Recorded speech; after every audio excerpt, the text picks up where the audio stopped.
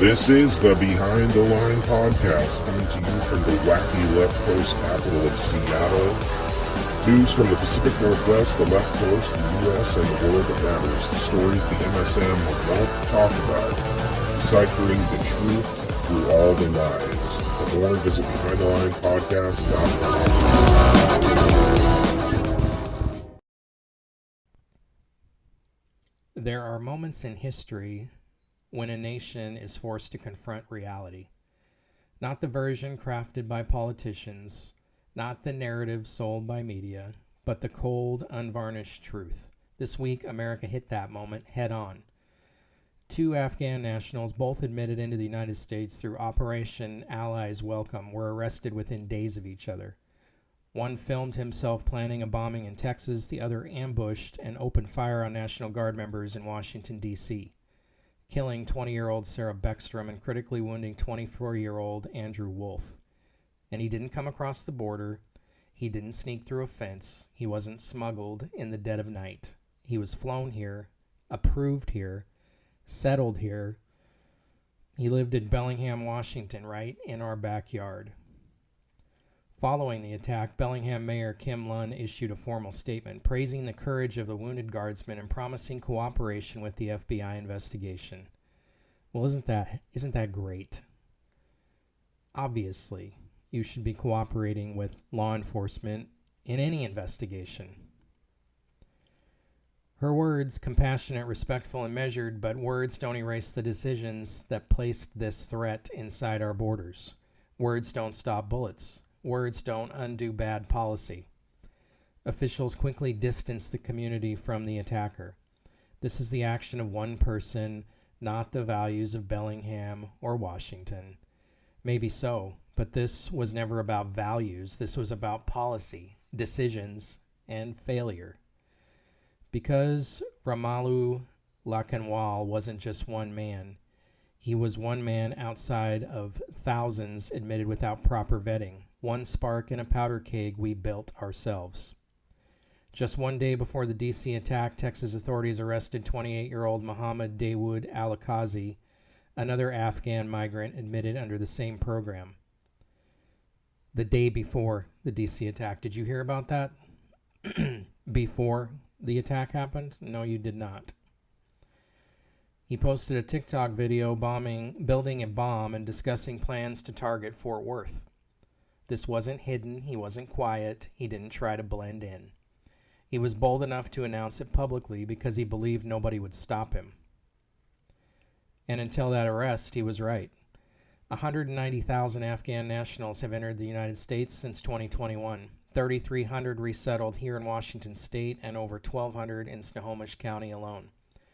Most are peaceful, hardworking, and grateful, but that doesn't erase reality.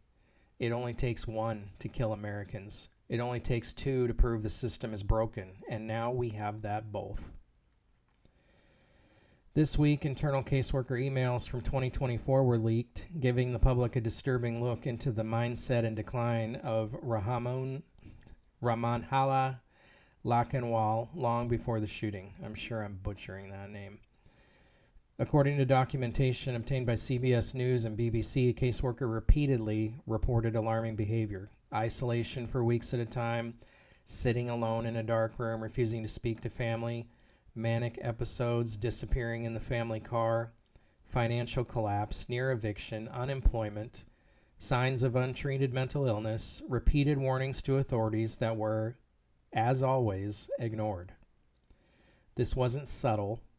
Someone inside the refugee system tried to raise the alarm. They documented it. They reported it. They begged for intervention, and the system shrugged, because this is what the government here always does. They ignore the problems. Every time you see a mass shooting, what do they say? Oh, this guy was on the FBI radar. They knew about it. They knew him. They were familiar with the person, and yet they do nothing to stop the chaos before it happens. Instead of treatment, he was approved for asylum. Instead of monitoring, he was settled into a quiet American neighborhood. Instead of evaluation, he was left alone with his trauma, resentment, and rage. He didn't need to infiltrate America. America delivered him a home, a community, and a target. Multiple U.S. intelligence officials have now confirmed that Lakanwal previously served in a CIA-linked Afghan Zero Unit, elite paramilitary strike units known for high-risk direct action raids. Death squads is what they call them. These men were hardened by war, trained in violence, conditioned to fight without hesitation. Some were heroes, some were time bombs. We couldn't tell the difference, and we let them in anyway. Homeland Security now admits what leadership refused to acknowledge. Lakanwal was radicalized here after arriving in the United States. Not in Kabul, not in Pakistan, here in Washington State. Influenced in our cities, in our neighborhoods, under our flag. In this communist, anti-establishment section of the United States, the left coast. Openly rebelling against the government. Promoting socialism, communism, anti-Americanism. No doubt this guy was radicalized also in the Middle East, but you can't tell me when he moved here to this area of the country that didn't have some effect on him. All the Nazi talk, all the anti-federal government talk, the media and the politicians on the left coast and other blue states are responsible for this. Not just the government for letting this guy in. The media and politicians contributed to this type of behavior, this mental illness, this desire to attack the government.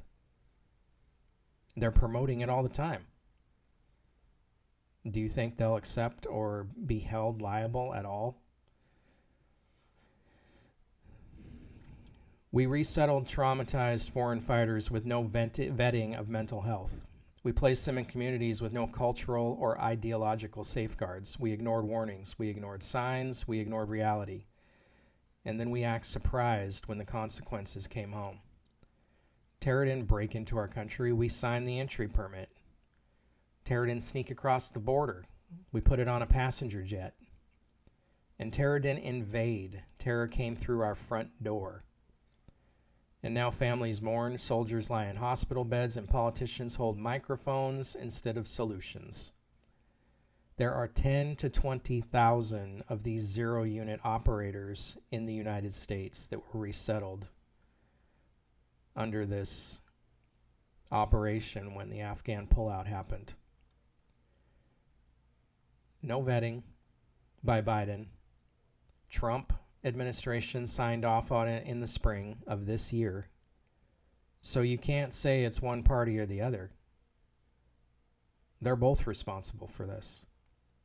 And there were Americans left behind in Afghanistan. I had family that worked for the State Department in the embassy in Afghanistan who had to find his own way home.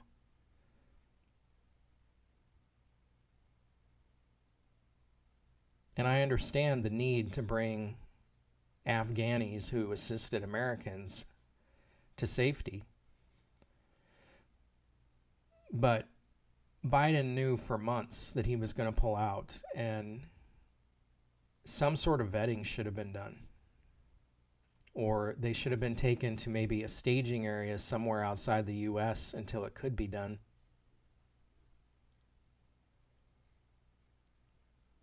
This is just failure of the system as usual.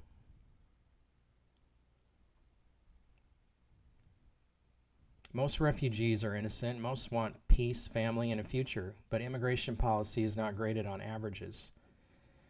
It is measured in lives lost when the system fails. We can extend compassion and still demand accountability. We can welcome allies and still protect our citizens. And we can be humane without being suicidal. America must choose survival, not denial. Because if leaders won't defend this homeland, then we must. Stay aware, stay vigilant, stay America. The time for pretending is over.